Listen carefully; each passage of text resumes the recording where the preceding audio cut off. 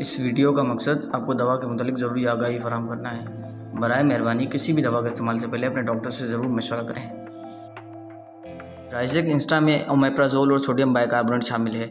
Omeprazole gastric acid की पैदावार को रोकता है, जबकि सोडियम बाइकार्बोनेट मैदे के तेजाब को बेअसर करता है। Omeprazole hydrogen potassium ATPase pump को ब्लॉक करती है, जिसकी वजह से हाइड्रोजन और क्लोराइड आयंस आपस में नहीं मिल पाते और गैस्ट्रिक एसिड की पैदावार रुक जाती है।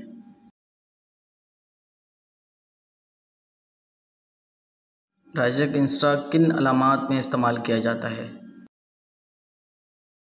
राइजेक साशे आमतौर पर गैस्ट्रिक एसिड यानी कि मैदे के तेजाब की वजह से होने वाली सीने या मैदे की जलन और बदहज़मी के इलाज के लिए इस्तेमाल किया जाता है।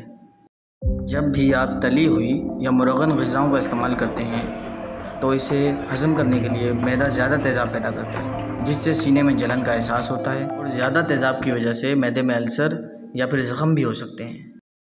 इसके अलावा जिन दीगर बीमारियों में राइजेक साशे को तजवीज़ किया जाता है उनमें मैदे का अल्सर, छोटी आंत का अल्सर, एच पाइलोरी का इन्फेक्शन और दर्द की दवाओं से होने वाला अल्सर या ज़ख़म शामिल हैं। राइजेक साशे को खाने से कम 1 घंटा पहले खाली पेट लेना चाहिए। साशे को एक छोटे कप में डालें जिसमें 1 से 2 चमचे पानी हो। इसे अच्छी तरह हिलाएं और फ़ौरन पी लें।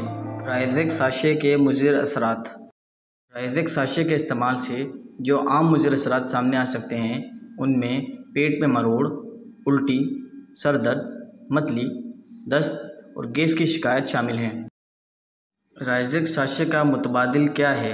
अगर आपको राइजेक साशे से एलर्जी है या आप मुज़िर असरात की वजह से राइजेक इस्तेमाल नहीं करना चाहते तो उस सूरत में एंटासिड जैसे कि Citrosoda sachet, Eno sachet, syrup Mucaine, syrup Gaviscon, Cremaffin liquid, syrup डाइजेक्स MP इसका बेहतरीन मुतबादिल हैं।